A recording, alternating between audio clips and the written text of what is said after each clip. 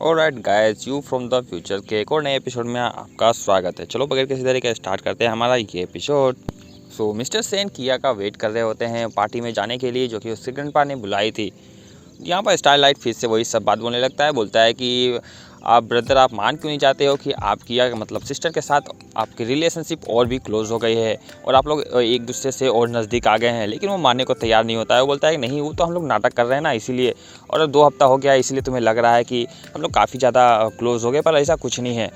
तो वो बोलता है कि अच्छा, लेकिन मैंने तो सुना है कि 21 दिन होने के बाद ही लोगों को इतना क्लोज आ सकते हैं, किसी को किसी की आदत पड़ती है, लेकिन आपको तो इतनी जल्दी ही, उन्हें अभी 2 हफ्ते भी नहीं हुए आपको आदत पड़ गई है। बोलता है ऐसा कुछ भी नहीं है, मुझे उसकी कभी आदत नहीं पड़ेगी और हम लोग इतने क्लोज कभी नहीं आएंगे।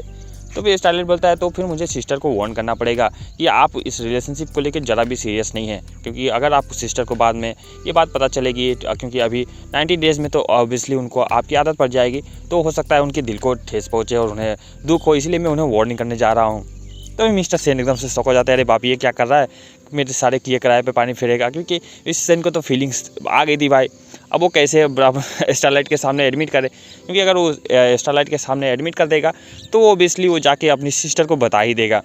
तो वो बोलता है कि नहीं ऐसे कुछ भी नहीं है, छोड़ो सब बात। और लेकिन वो बोलता है कि देखिए, मैं आपके हाव भाव से बता सकता हूँ कि आप झूठ बोल रहे हो, लेकिन तभी वो मानने को तैयार नहीं होता है। वो बात को काटते हुए बोलता है तुम्हें तो ग्रैंडपा के हाउस नहीं जाना है ना। तो स्टारलाइट बोलता है नहीं, मुझे डेनिका के साथ कुछ प्रोजेक्ट पे काम करना है, मुझे अभी जानकारी लेनी है, ठीक है, तो तुम मेरी गाड़ी लेके निकलो। क्योंकि वो समझ रहा होता है कि भाई स्टारलाइट कुछ ज़्यादा ही अंदर घुसने की कोशिश कर रहा है। इस तरफ किया कि फ्रैंक टैंक जो होती है वो अपने सेन के ऑफिस में आते हैं इंटरव्यू देने के लिए। असल में तो वो इसके करीब आने चाह रही होती है, तो यहाँ पर आके बोलती है कि मैं यहाँ पर इंटरव्यू देने के लिए आई हूँ। तो वो शौक हो जाता है, बोलता है कि ये कंपनी आपके लिए नहीं है, ये टेक कंपनी है और आपकी जो यहाँ सैलरी होगी वो बहुत कम होगी, तो आपके एक्सपेक्टेशन के अकॉर्डिंग नहीं हो पाएगी। तो वो बोलती है कि मुझे सैलरी की कोई एक्सपेक्टेशन नहीं है, मैं यहाँ सिर्फ 2 कामों के लिए आई हूँ। पहला तो मुझे एक्सपीरियंस चाहिए, तो पूछता है फिर दूसरा ऐसा नहीं है कि आपको असिस्टेंट की ज़रूरत है। तो मतलब यहाँ बोलना चाहते हैं कि भाई मुझे अपना असिस्टेंट रख लीजिए ताकि मैं आपके पास ही रहूँ। तो यहाँ पर इन लोगों के भी थोड़ा सा रिलेशनशिप क्लोज होने लगता है। तभी मिस्टर सेन का फ़ोन आ जाता है। मिस्टर सेन बोलते हैं कि कार लेके यहाँ पर शॉपिंग मतलब आ जाओ और हम लोग ग्रैंडपा के हाउस जाने वाले हैं। और इस तरफ की अपना काम ख़त्म करके मिस्टर सेन के पास आती है, तो पूछते हैं कि आपकी कार कहाँ गई। तो मिस्टर सेन बोलते हैं कि मेरी कार चोरी हो गई। क्या, आपकी कार चोरी हो गई? तो हमें पुलिस कंप्लेंट करना चाहिए, आप यहाँ क्या कर रहे, जल्दी चलिए। देन उसके बाद वो हंसने लगता है, तो आप मेरा मजाक उड़ा रहे हो? हाँ, कहाँ है आपकी कार, बताइए मुझे। तो बोलता है कि टेंशन मतलब हमारी कार आ रही है, और क्या तुम इस कपड़ों में जाओगी? ग्रैंडपा बोलते हाँ, इसलिए तो मैं इतने अच्छे से तैयार होकर आई हूँ, ये मेरे बेस्ट कपड़ों में से एक है। लेकिन सेन बोलता है कि नहीं, हमें कपड़े चेंज करने पड़ेंगे। देन मिस्टर सेन किया को एक मॉल में लेके जाते हैं, जो कि एक ब्रांडेड कपड़ों की मॉल होती है। तो भाई वो रास्ते में जाते हुए अपने ऑनलाइन बैलेंस चेक करती है, जो कि बहुत उसके पास पैसे कम होते हैं। तो वो नर्वस हो जाती है और बोलती है कि नहीं, मुझे यहाँ से कपड़े नहीं लेने हैं, चलिए मैं आपको एक अच्छी जगह लेके चलती हूँ जहाँ पर काफ़ी अच्छे अच्छे कपड़े मिलते हैं, जो कि एक स्ट्रीट वाले कपड़े होते हैं, मतलब छोटी छोटी दुकानें होती है। तो बोलता है कि अच्छा ठीक है, तुम्हें पहले मुझे बताना चाहिए था, हम लोग वहीं जा सकते थे, क्योंकि भाई उसके पास तो इतने पैसे नहीं थे। तो वो बोलती है कि प्लीज़ हम लोग वहाँ चल सकते हैं। तो मिस्टर सेन भी राजी हो जाते हैं, हाँ भाई चलो, क्यों नहीं। किया मिस्टर सेन को उस जगह पर लेकर जाती है जहाँ पर वो यूजुअली कपड़े खरीदती है, क्योंकि वो इतने महंगे वाले कपड़े वहाँ नहीं होते हैं। उससे पहले किया खाना का, आपको पता है किया को खाना कितना पसंद है, तो तरह तरह के खाना खाने स्टार्ट करती है। और मिस्टर सेन बोलते हैं नहीं भाई मैं फुल हूँ, क्योंकि वहाँ के जो स्ट्रीट फूड है मिस्टर सेन कभी खाएंगे नहीं, क्योंकि उन्होंने कभी खाया नहीं है, और उसकी स्मेल तो भाई लिटरली कैसी होती है। तो यहाँ पर किया खा रही होती है, तभी वो मिस्टर सेन को ऑफर करती है कि आप खाएंगे, एक बार टेस्ट करके तो देखिए। और थोड़ा सा उनके साथ ज़बरदस्ती करने लगती है, क्योंकि वो बोलते हैं नहीं, वो मुझे इसकी स्मेल नहीं समझ में आ रही है, अच्छी नहीं लग रही है। लेकिन वो किया थोड़ी सी करने लगती है, तो उसकी ऑयल जो होती है वो जस्ट उसके कपड़ों पर गिरने वाली होती है। तो वो मिस्टर सेन अपने हाथों से रोक के फिर बोलते हैं कि एक बार मैं तुम्हें समझा रहा हूँ, तुम्हें समझ नहीं आता, मुझे इसकी ऑयल पसंद नहीं आ रही है, तुम्हें खाना है तुम जल्दी से खा लो, ठीक है, मुझे नहीं खाना है। यहाँ पर किया थोड़ी सी अपसेट हो जाती है और माफ़ी मांगने लगती है। तो अब मिस्टर सेन को लगने लगता है बाप, मैंने इसे कुछ ज़्यादा ही बोल दिया। तभी वो उन्हें मनाने की कोशिश करने लगते हैं कि अरे कोई बात नहीं, मेरे कपड़ों पे अगर ऑयल भी गिर जाती तो मैं दूसरे कपड़े ले लेता, तो जानती हो, टेंशन मत लेने की ज़रूरत नहीं है। और वैसे तुम जो खा रही हो क्या वो टेस्टी है? क्या मुझे भी एक बाइट मिल सकती है? तो नहीं, अगर आपको नहीं पसंद है तो आप मत खाइए, ठीक है। तो यहाँ पर उसके बाद मिस्टर सेन ज़बरदस्ती एक बाइट लेते हैं। और आपको पता है स्ट्रीट फूड की जान क्या होती है, स्ट्रीट फूड खाना क्या होता है भाई। तो ये मिस्टर सेन जैसे एक बाइट लेते हैं, देन उसके बाद उसे समझ नहीं आता कि ये इतना ज़्यादा टेस्टी क्यों लग रहा है मुझे। उसके बाद वो ढपाढप खाना स्टार्ट करते हैं, और किया भी देखने लगती है, अरे रुकिए मुझे भी तो खाने दीजिए। लेकिन वो फटाफट खा के ख़त्म कर देते हैं, बोलते हैं आखिर इसमें है क्या इतना।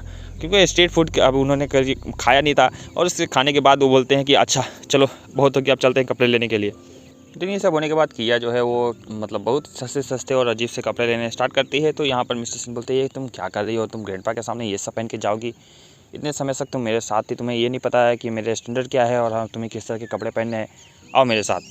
देन वो उसे कपड़ों की भाई फिर से वैसी जगह पर लेके जाता है जहाँ पर समझे रहो ना ब्रांडेड एकदम लग्जरी वाली कपड़े होते हैं, क्योंकि वो अपने ग्रैंडपा के सामने ज़रा भी इंसल्ट नहीं होने देना चाहता था। और फर्स्ट इंप्रेशन किया का जो है वो चाहता था कि ग्रैंडपा के ऊपर काफ़ी अच्छा वाला पड़े। सो उसके बाद किया ढेर सारे ड्रेसेस ट्राई करती है, जिसके ऊपर वो मतलब इस तरह के कपड़े पहन कर भी वो भी अपने आप को बहुत अच्छा उसे फील हो रहा था कि इतने अच्छे अच्छे कपड़े हैं यहाँ पर, मैं कौन कौन से लूँ। देन मिस्टर सेन सबको रिजेक्ट करते जा रहे थे कि हाँ ये भी ठीक है लेकिन ये नहीं। उसके बाद किया एकदम लास्ट जो ड्रेस पहन कर आती है तो वहाँ के पब्लिक भी उसे देख कर एकदम वाह ये कितनी ज़्यादा ब्यूटीफुल लग रही है, इसका जो बॉयफ्रेंड होगा वो कितना ज़्यादा मतलब खुश होगा इसके लिए वो है। देन उसके बाद मिस्टर सेन भी देखते हैं, उसका मुँह खुला रह जाता है और आँखें बड़ी हो जाती हैं कि सच में किया कितनी ज़्यादा ब्यूटीफुल लग रही है। देन उसके बाद वो बोलते हैं कि हाँ ये बहुत अच्छा है, इतना भी मतलब हाँ खास है। और उसके बाद बोलते हैं कि अभी थोड़ी सी कमी लग रही है। उसके बाद वो वहाँ एक नेकलेस लेते हैं और नेकलेस उठा कर उसके गले में पहना देते हैं और बोलते हैं कि हाँ अब ये परफेक्ट लग रही है, अब तुम ग्रैंडपा से मिलने के लिए एकदम रेडी हो।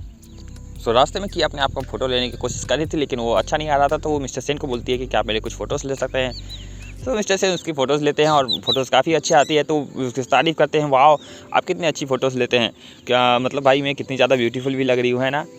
और फिर वो लोग फाइनली उसके ग्रैंडपा के हाउस पहुंचते हैं। तभी टैंक बोलता है कि मैं जा रहा हूँ, मुझे कुछ काम है। लेकिन सेन समझ जाता है कि वो किया के फ्रेंड के साथ डिनर डेट पे जा रहा है। तभी बोलता है ठीक है जाओ अपना डेट एंजॉय करो। तो वो नर्वस आ जाता है, बोलता है नहीं ऐसे कुछ नहीं है, बस वो सिंपल सा डिनर करने के लिए जा रहे हैं।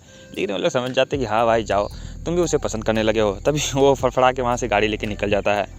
तभी किया बोलती है कि अरे आप तो ग्रैंडपा के लिए गिफ्ट लेकर आए हो, क्या आपके पास कोई एक्स्ट्रा गिफ्ट है क्या। तो बोलता है नहीं मेरे पास तो कोई गिफ्ट नहीं है, क्या तुमने कोई गिफ्ट प्रिपेयर नहीं किया। नहीं मैं काम में इतना बिजी थी, मैं कैसे गिफ्ट प्रिपेयर करती। अच्छा काम में बिजी थी या फिर खाने में बिजी थी। ना मैं क्या करूँगी, मैं ऐसे ग्रैंडपा के सामने नहीं जा सकती। तो बोलते हैं अरे टेंशन मतलब मुझे पता था तुम गिफ्ट प्रिपेयर नहीं करोगी, ये गिफ्ट तुम्हारे लिए ही है, ये लो ये तुम इसे दे दो। तो क्या आप गिफ्ट नहीं दोगे। टेंशन मतलब मैंने ग्रैंडपा को बहुत सारे गिफ्ट दिए हैं, उनसे कोई फ़र्क नहीं पड़ता, पर तुम पहली बार मिल रहे हो उन्हें गिफ्ट जरूर देना। देन उसके बाद वो लोग अंदर जाते हैं और किया जो है उस मेंशन को देख के एकदम उसका मुंह खुला रह जाता है और हमारा एपिसोड यही खत्म हो जाता है। और जल्दी से बताओ कि अब किया और ग्रैंडपा की मिलन कैसे होने वाली है, क्या उसका इंप्रेशन ग्रैंडपा पे पड़ेगा। तो सी इन द नेक्स्ट वीडियो, तब तक लिए बाय बाय।